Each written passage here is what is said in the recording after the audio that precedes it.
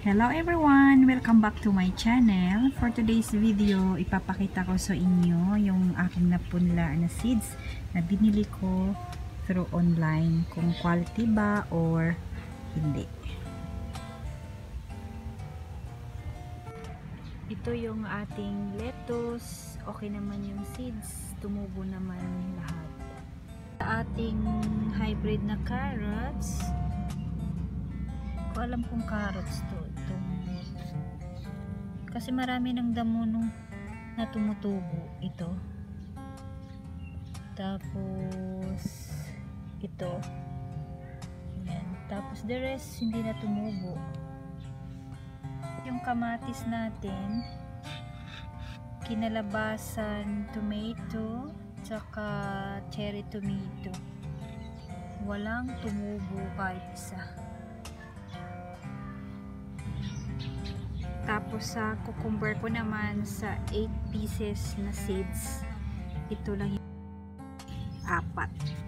So, actually 5 pala siya, kaso kinain isa ng ng insects, kaya namatay.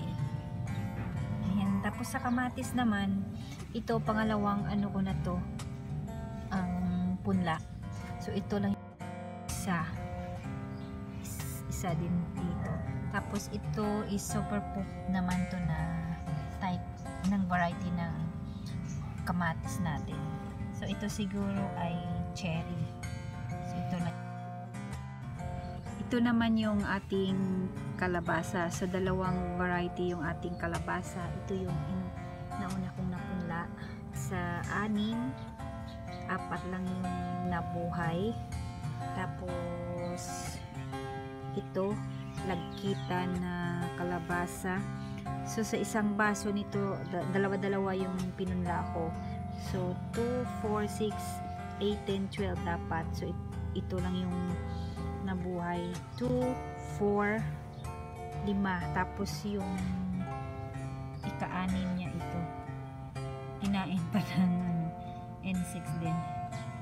Sa online, first time kong bumili dito. Tapos yung hybrid na pepper natin, kahit isa, wala talaga tumubo. Ito naman yung beans natin.